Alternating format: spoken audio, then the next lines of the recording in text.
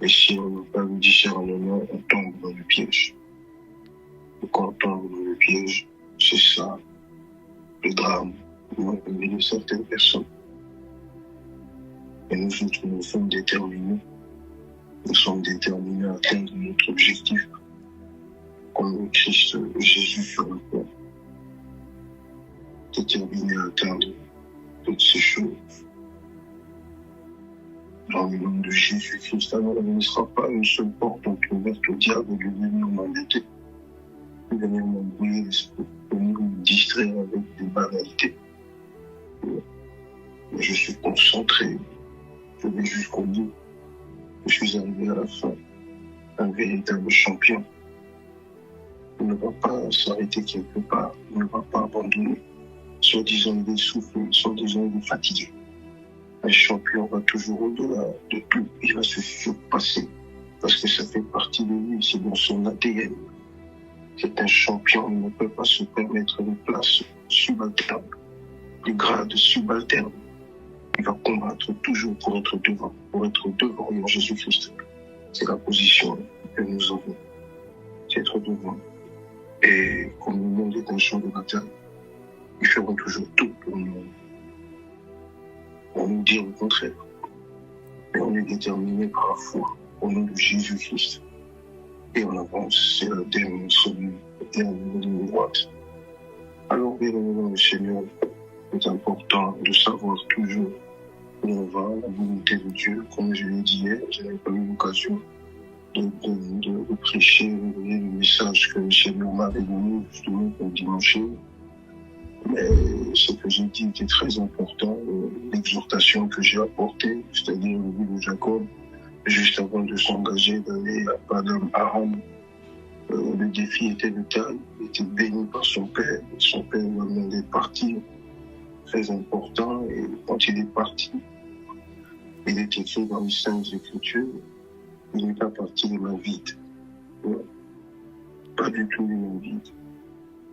Mais il est parti avec, non pas avec un sac rempli d'argent.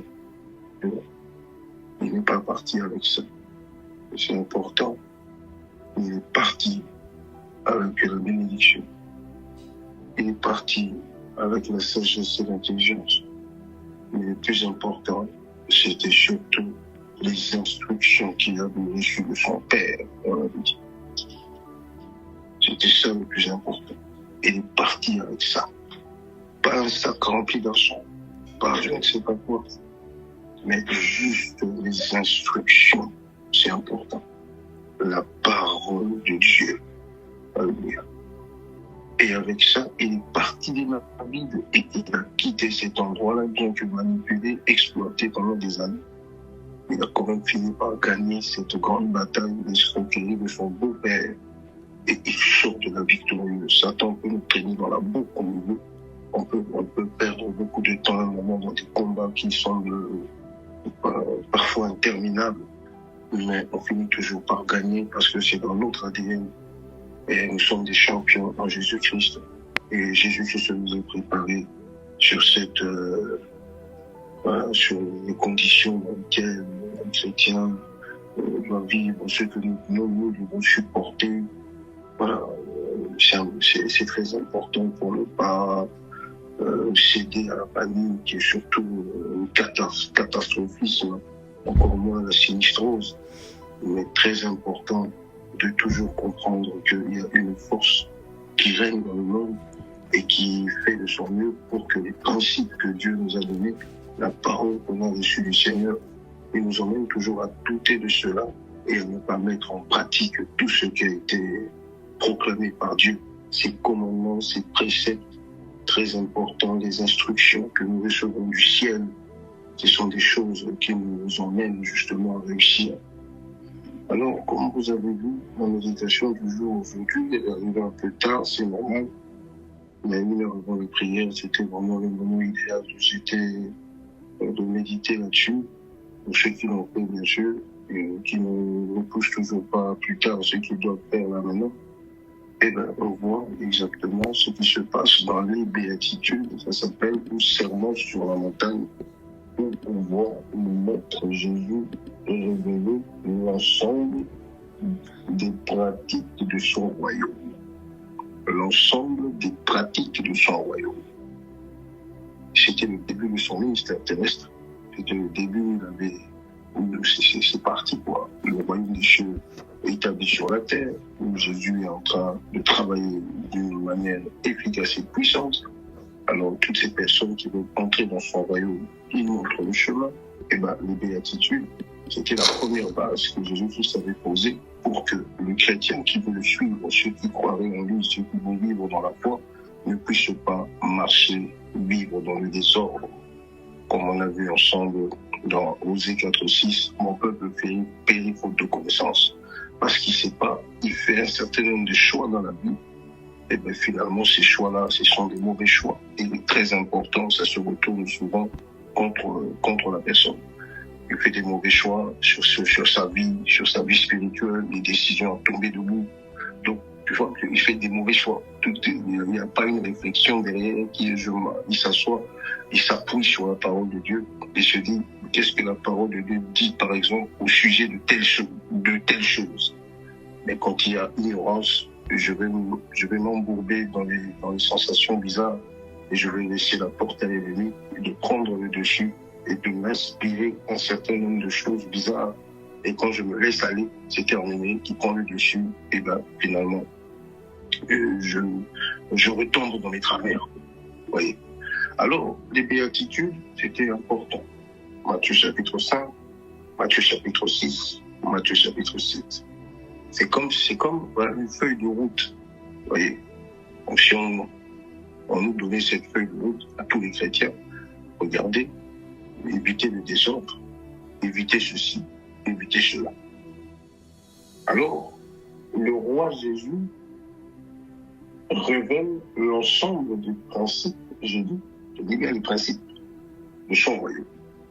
Parce que dans tous les royaumes de la terre, ici, ça se passe comme ça. Il y a des lois, il y a des règles à respecter. Donc si tu violes les règles, les lois dans un pays, tout ça, je ne fais pas du juridisme, mais tout simplement on le sait, tout ce qui est punissable par la loi, ainsi de suite, lorsque on se retrouve coincé, piégé par quelque chose, enfreindre la loi. Qu'est-ce qui se passe? Il y a certes passible de prison, infraction, tout ça, on paye des amendes, ainsi de suite. Dans tous les royaumes, dans toutes les républiques, c'est comme ça. Et c'est exactement comme dans le royaume aussi de notre Seigneur Jésus, le royaume des cieux. Lorsque Jésus est venu sur la terre, il nous a parlé de ce royaume, le royaume qui est établi sur la terre, sous la puissance du Saint-Esprit, sous la conduite du Saint-Esprit. Ce royaume-là est visible et là, peut-être invisible avec des yeux humains. Mais Jésus a dit, si c'est par le doigt de Dieu que vous chassez les démons, sachez que le royaume des cieux est au milieu de vous. Donc ça fait depuis sa mort sur la croix que le royaume de Dieu est sur la terre. L'Église est là justement pour aider, pour que le Seigneur puisse travailler par nous pour le royaume des cieux. Donc il y a des règles aussi, des principes à respecter là-dedans. Et si on veut être béni, c'est important pour nous de respecter ces principes-là, de respecter ce qui a été écrit, ce qui a été promulgué. Alors si on ne le fait pas, c'est ça, enfreindre la loi. On ne peut pas développer quoi que ce soit de bon quand on est hors la loi. Je pense que c'est pareil aussi dans le christianisme avec Dieu. Quand on est hors la loi, où on ne respecte pas les règles, on finit toujours par tomber dans quelque chose de bizarre. Pour nous, c'est ce qu'on appelle loi, la grâce, la Bible, les principes, toutes ces choses que Jésus a données. Comment on doit vivre entre nous, la communion fraternelle, l'amour, la paix, toutes ces choses-là. Tout ça est repris dans la parole de Dieu pour que ce soit une lumière pour un enfant de Dieu, une lampe pour un enfant de Dieu, que l'enfant de Dieu ne doit jamais éteindre. Parce que je souligne que quand on parle de la lampe dans la parole de Dieu, la lampe est tout simplement image de la vie spirituelle. Si la vie spirituelle n'existe pas, c'est compliqué. Dans les béatitudes, vous avez vu, Jésus s'adressant à une foule, il est écrit innombrable, et cette foule, c'était pas des païens. C'était vraiment des gens qui connaissaient Dieu Ils avaient l'Alliance, ils avaient le culte, ils avaient tout. Jérusalem, c'était le centre même de la spiritualité à l'époque, car le véritable Dieu habitait là-bas. Et les touristes qui étaient de partout pour venir à Jérusalem, pour adorer, tout ça. Donc c'était pas n'importe quel peuple, le fils d'Abraham, il le revendiquait haut et fort. Mais malheureusement, la lampe, quand Jésus parle de la lampe, quand la Bible parle de la lampe, il n'y avait aucune lampe, il n'y avait rien du tout. C'était le ténèbre total, parce que tout ça n'a favorisé que le côté extérieur. Vous voyez, on est fils de Dieu, mais dans le cœur, il n'y a aucune lumière, il n'y a aucune lampe, il n'y a rien du tout. Tout n'est que, voilà, comme qui dirait, voilà, blanchir la surface. Vous voyez, c'est tout simplement ça. Aspect extérieur, ce qui brille, c'est comme ça. Et Jésus s'adresse à une communauté profondément religieuse et il va dire un certain nombre de choses ce jour-là. Et ils furent tous frappés par ce que Jésus disait, parce que c'était la première fois qu'ils l'écoutaient parler, écouter une personne dire de telles choses. Ils étaient habitués à réciter des trucs. Mais là, ils sont en face d'une personne qui révélait le cœur, qui révélait la dureté du cœur de ces gens-là. Comment ils sont durs. Vous voyez, c'est pour ça que la plupart, si pas la majorité, l'ont rejeté. Tout simplement parce que la vérité choque. La vérité blesse. Quand on te dit des vérités, ça blesse. Eh ben, Jésus a été victime de ça. Il dit, je suis la vérité, le chemin et la vie. Et malheureusement, quand on dit la vérité à une personne, souligne-le, ne l'oublie jamais. Quand tu es en face d'une personne qui t'aime, te dira la vérité. C'est pour ça que Jésus est arrivé. Il a dit des choses dures, difficiles à porter, mais c'était la vérité. Il dévoilait tout simplement ce qui était caché dans le cœur de ces personnes qui se faisaient passer pour enfants de Dieu. Et quand il disait ces choses, eh ben, c'est quelque chose qui ne plaisait pas à Satan, parce que le contraire, c'est le mensonge. Vivre dans le mensonge, c'est vivre dans les ténèbres. Vivre dans le mensonge, c'est vivre dans la ruse. Une personne qui ment, c'est une personne qui est rusée. Une personne qui est rusée, Satan n'est pas loin. Parce que Satan, c'est lui, le maître de toutes ces choses. Père de mensonges. C'est lui qui est plus rusé que lui, il n'y a pas. Il travaille toujours avec la ruse. Et quelqu'un qui ment beaucoup, c'est une personne qui est rusée. Une personne qui est rusée, il peut te faire croire des choses terribles.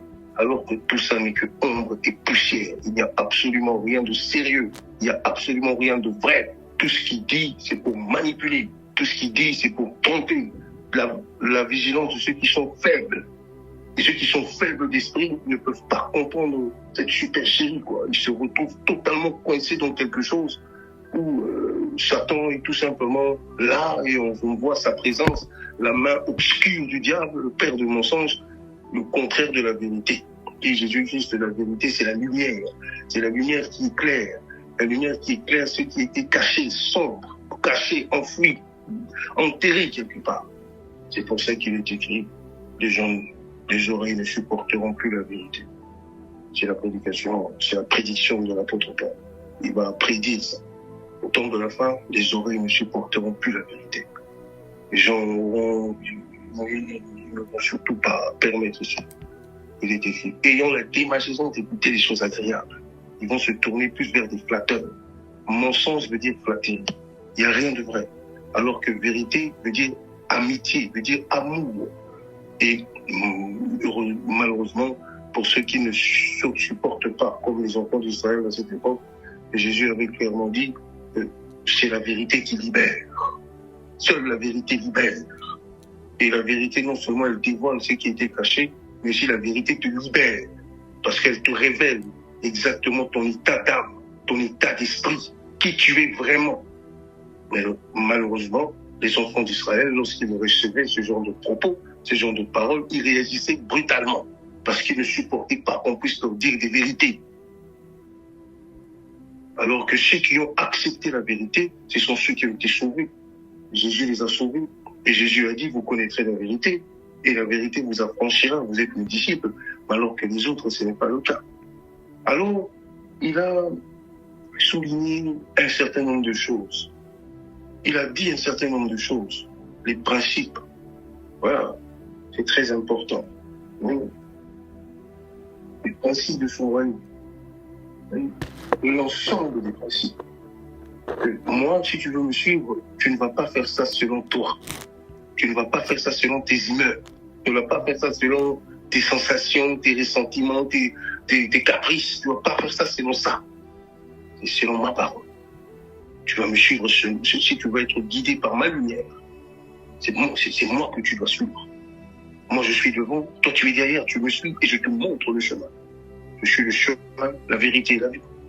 Et pour cette année 2026, c'est ce que Dieu attend de nous parce que pendant ces 2 semaines, je pense le Saint-Esprit a mis l'accent sur ça, sur le côté hypocrite de beaucoup de personnes.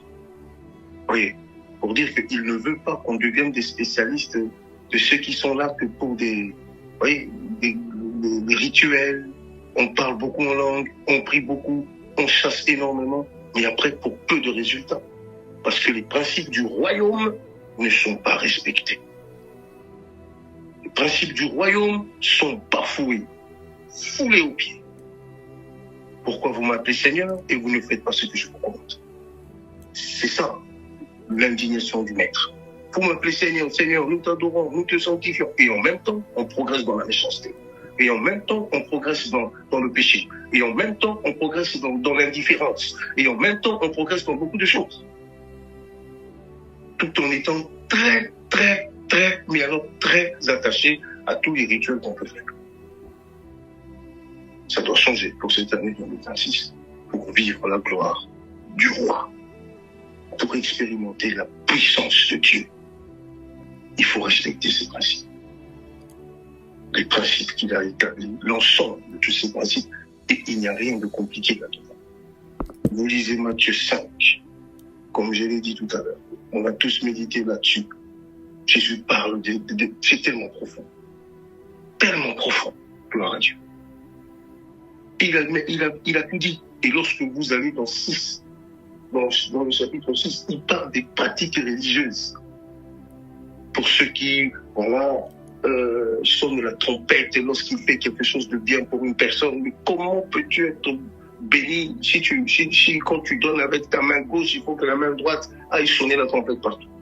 Et dans le chapitre 7, il parle de tout ce qui parle d'hypocrisie, et ainsi de suite, inquiétude. Il a touché, mais alors, à tous les problèmes sociaux, tout ce que tu veux, qui touchent à l'homme sur la terre, de tous les compartiments de la vie, de tous les jours.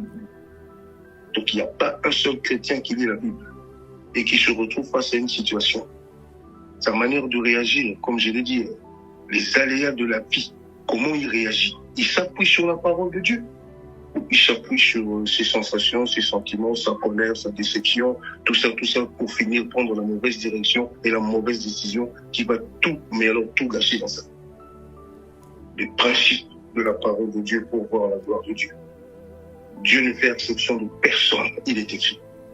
Il n'y a pas une personne qui vit sur la terre où il a des beaux yeux. Dieu dit je l'aime parce qu'il a des beaux yeux. Ça ne se passe pas comme ça.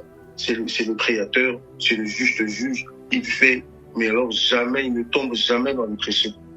Parce que si Dieu tombait dans ça, je pense que certaines personnes aujourd'hui sont tellement mal réputées que Dieu allait peut-être être influencé par tout ce qu'on peut dire de méchant sur la personne et même aller jusqu'à abandonner la personne parce que tout le monde est contre la personne. Mais très souvent, Dieu n'est jamais influencé par quoi que ce soit ou par qui que ce soit. Il assume son choix, même si il sait que ce choix ne plaît pas aux hommes. Il sait que les hommes peuvent dire, je le connais, il a fait ceci, il a fait cela. Mais Dieu respecte ce que lui-même dit, parce que lui-même, c'est la parole de Dieu, lui-même, c'est la vérité, et lui-même, c'est tout ça. Et dans sa nature, il ne se trompe jamais. C'est pour ça qu'il n'est jamais influencé par ce que les hommes disent. Donc, c'est-à-dire, il ne change pas. L'humiliabilité de Dieu, c'est quelque chose qui restera éternellement. Ce que sa bouche a dit, sa main a compris. Ce qu'il a dit, il va jusqu'au bout avec. Quand il commence quelque chose, il ne s'arrête pas quelque part. Sinon, nous-mêmes responsables de nos décisions, de nos ceci, cela. Donc voilà. Alors, on ne peut pas continuer à vivre comme ça et ignorer la parole de Dieu, les principes, les commandements qu'on a reçus du Seigneur. On ne peut pas continuer à vivre comme ça. C'est très important pour que chaque enfant de Dieu réfléchisse profondément sur sa vie, sur ses voies, réfléchisse profondément sur ses décisions, sur toutes ces choses-là, et associer le Seigneur Jésus-Christ dans tout ce qu'il fait, et se poser toujours la question, ce que je suis en train de faire là, qu'est-ce que la Bible dit là-dessus? Qu'est-ce que le Saint-Esprit m'a dit? C'est très important les instructions que Jacob avait reçues. Hier, je n'avais pas le temps d'arriver jusqu'ici, tout simplement parce qu'il y avait plus de temps. Alors, je reprends cela aujourd'hui parce que ce sont les instructions qu'on reçoit pour l'année 2026. Alors, Jacob a vu Dieu lorsqu'il avait dit oui à ce qui est sorti de la bouche de son père. Lorsque son père lui a dit « Fais attention à ceci, fais attention à cela », il avait, mais alors, compris et respecté scrupuleusement la volonté de son père. Et grâce à cette obéissance-là, à cette flexibilité, grâce à ça, il était tellement docile. Il est écrit dans la parole de Dieu, ceux qui seront obéissants, dociles, ce sont ceux-là qui mangeront les meilleurs produits du pays. Parce que avec c'est ça même l'image d'un disciple. C'est ça même l'image du disciple-là. Quelqu'un qui écoute, qui met en pratique. Jésus a dit, il est prudent. Il a construit sa maison sur le roc. Mais celui qui écoute et qui se limite juste à écouter, et que cela ne descend pas dans son cœur et ne met pas en pratique, Jésus a dit, c'est pas un homme prudent, parce qu'il a construit sur du sable. Voilà pourquoi, à chaque fois qu'il y a un problème, sa maison se renverse très vite, parce qu'il n'y a aucune base. C'est la chair, c'est les émotions qui prennent le dessus.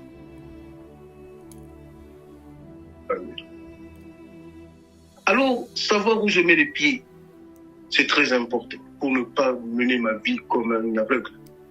Quelqu'un qui ne sait pas où il va, qui ne sait pas ce qu'il fait. Être toujours dans la volonté de Dieu. Ça sera toujours combattu. Parce que Jésus, Satan ne laissera jamais qui que ce soit vivre selon Dieu. Il y aura toujours des pressions, il y aura toujours beaucoup de choses. Mais je garde et je serre la parole de Dieu dans mon cœur. Et personne ne pourra me prendre cela. La réalité, tout ce qu'il y a autour de nous, tout ce qui se passe. La vérité, c'est dans la parole de Dieu, mais c'est pas dans le monde. La vérité, c'est pas dans la réalité. La réalité peut nous dire beaucoup de choses, mais la vérité, c'est ça la parole de Dieu. Et cette vérité, c'est ce que moi je garde dans mon cœur.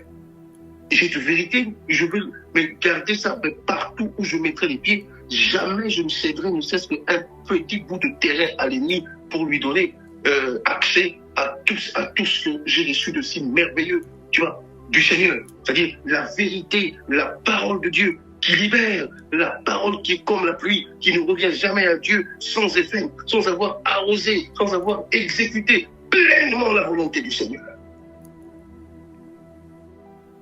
Les principes, les béatitudes, serment sur la montagne. Alors, regardez ce qui se passe après. D'ailleurs, je t'invite à faire ça. Ce soir, lis le chapitre 6, lis le chapitre 7. Les 3 chapitres où Jésus est en train justement de révéler comment ça se passe dans son royaume. Pour qu'on ne soit pas comme des hors-la-loi, des brigands, des bandits qui violent absolument tout. Car le salaire du péché, c'est la mort. Il y a toujours une sentence quand on désobéit. Mais quand on comprend, on se repent, c'est différent. Parce qu'on sait comment ça fonctionne dans notre royaume. On sait qu'est-ce qui se passe, comment je dois me comporter, comment je dois gérer certaines choses, comment je dois gérer une famille, comment je dois gérer un foyer, comment je dois gérer mes biens, comment je dois gérer mes finances. Tout ça, ça fait partie de ce que Dieu dit et de la sagesse que le Saint-Esprit accorde à une personne pour qu'elle ne puisse pas vivre dans la gabegie, l'excès, dans le matu-vu, dans tout ça, le monde actuel, basé sur des bêtises comme ça. Vous voyez? Et quand je ne sais pas gérer le patrimoine, le bien, tout ce que j'ai reçu de Dieu, sur le plan spirituel, financier, matériel, la stabilité, tout ce que Dieu peut me donner aujourd'hui, tout ça est prévu parce que tu reçois les instructions claires qui Dieu te montre le chemin et il ne se limite pas qu'à te montrer le chemin du ciel. C'est un bon papa qui, bien qu'il t'emmène au ciel, mais sur la terre, il sait que tu as des besoins. Sur la terre, il sait que tu dois gérer un certain nombre de choses et c'est lui qui te donne cette intelligence-là. Sinon, le don, intelligence et sagesse ne te servirait à rien. Si ça existe, ces dons-là, discernement, sagesse et intelligence, il faut s'en servir. C'est-à-dire, on ne va pas se servir de ça au ciel, au paradis. Qui va se servir encore du don de discernement, de sagesse ou d'intelligence au paradis? Non, ce sont des dons que Dieu nous a donnés pour ici sur la terre. C'est quand on est encore ici sur la terre, le séjour ici sur la terre. C'est là que je reçois la sagesse, l'intelligence et le discernement qui m'aident à voir ce qui est caché derrière les ténèbres, ce qui est caché derrière le voile, ce qui est caché dans le cœur d'une personne, ce qui est caché derrière la pensée ou les paroles d'une personne. C'est un don exceptionnel qui me montre beaucoup de choses, comment gérer une séance de délivrance, comment comprendre quand est-ce que Satan est là, quand est-ce qu'il n'est plus là. C'est tout simplement magnifique. Alors, tout ça, c'est dans la parole de Dieu quand on reçoit les instructions. Écoute la réaction de ces personnes après les béatitudes. Lorsque les enfants d'Israël, religieux et tout, ils ont l'alliance et le culte, exactement comme nous, quoi. Israël, l'Église, c'est Israël spirituel. Écoute ce qui s'est passé ce jour. Chapitre 7, le verset, gloire à Dieu, je lis à partir du... pour mieux comprendre, à partir du 24e verset. C'est pourquoi toute personne qui entend ces paroles que je dis et le met en pratique, je la comparerai à un homme prudent qui a construit sa maison sur le rocher. La pluie est tombée, les torrents sont venus, les vents ont soufflé et se sont déchaînés contre cette maison. Elle ne s'est pas écroulée parce qu'elle était fondée sur le rocher. Mais toute personne qui entend ces paroles que je dis et ne le met pas en pratique ressemble à un fou. Oh, ressemble à un fou. Voyez, parce qu'il ne se base pas sur la parole de Dieu quand il prend des décisions. Il ressemble à un fou. C'est pour ça que ça choquait la vérité de Jésus. Franchement, les gens étaient choqués quand il parlait, ils ne supportaient pas la vérité. Il ressemble à un fou qui a construit sa maison sur le sable.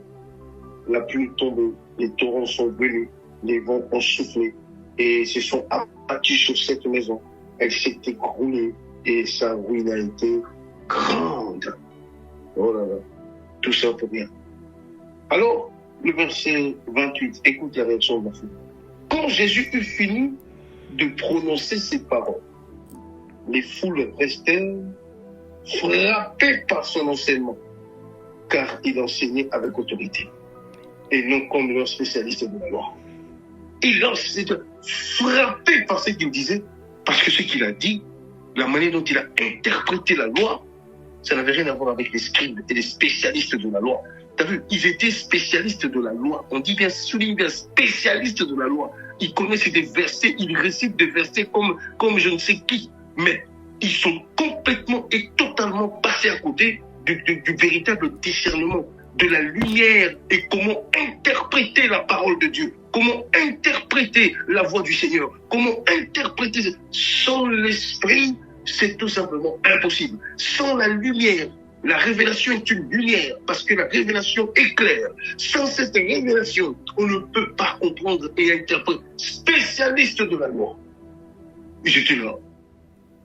Ils observaient. Qu'est-ce que ce monsieur est en train de nous dire là? La manière dont il a interprété la loi, c'était incroyable. Vous avez entendu dire dent pour dent, œil pour œil. Moi, je vous dis pas ça. Aimez vos ennemis, priez pour ceux qui vous persécutent. Vous avez entendu, vous ne commettrez pas d'adultère. Moi, je te dis, si tu regardes déjà seulement avec tes yeux, c'est que tu commets déjà un adultère. Si vous faites du bien à ceux qui vous font du bien, qu'est-ce que tu fais de spécial? Alors, si tu rends le mal pour le bien, ça c'est encore diabolique, il a dit. Mais si tu rends le bien pour le bien, tu fais rien de spécial. Mais si tu rends le mal par le bien, le bien, quelqu'un que tu fais beaucoup de bien, c'est très important la responsabilité de chaque personne. Alors, Jésus a touché à tout. Ils étaient frappés par cette doctrine parce que eux, la loi du talion, se venger, penser du mal des autres, c'était légitime, quoi. C'était la vie de tous les jours, quoi.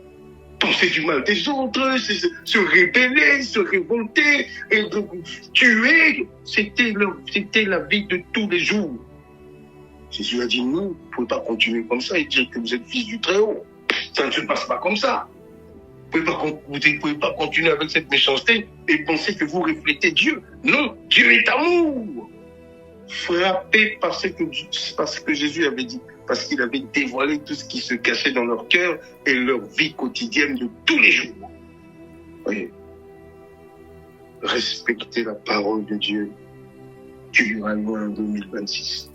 Ne fais rien sans la parole de Dieu, car c'est la connaissance qui va t'éclairer suffisamment pour t'aider à prendre les bonnes directions, les bonnes décisions et la bonne direction. Ne jamais céder à la pression satanique. N'ouvrez pas la porte à toutes ces choses-là. La colère peut arriver chez l'humain, mais ne jamais laisser cela prendre la direction de ta vie. La direction de ta vie, c'est Dieu, et tu penses toujours à tous ces principes, à tout ce qu'il a dit, qu'est-ce que je dois faire, comment je dois me comporter, comment je dois vivre. C'est ça les instructions que Jacob avait reçues de son père. Et quand il a obéi scrupuleusement à cela, eh ben, c'était la victoire totale. Il ne compare pas de Dieu. Alors, obéis. Jésus a dit, tu es un homme prudent. Tu construis ta maison sur le roc. Ton année se passera super bien que tu seras combattu. Parce qu'il parle de la pluie et le vent. C'est l'image des combats. C'est l'image de l'adversité. C'est l'image des mauvais jours. Mais impossible de prendre le dessus. Parce que toi, tu sais comment ça se passe. Mais l'autre, il dit, il écoute, il n'est pas en pratique, c'est un fou. Parce qu'il sait pas ce qu'il fait. Première épreuve, tout se renverse. Premier problème, tout se renverse. Et on se comporte pire qu'un païen. Alors, respecte les ordonnances, la loi, la parole de Dieu. Mais si tu ne la lis pas, comment tu vas savoir? Mon peuple périt, faute de connaissance. Et il faut changer ça. Prions le Seigneur.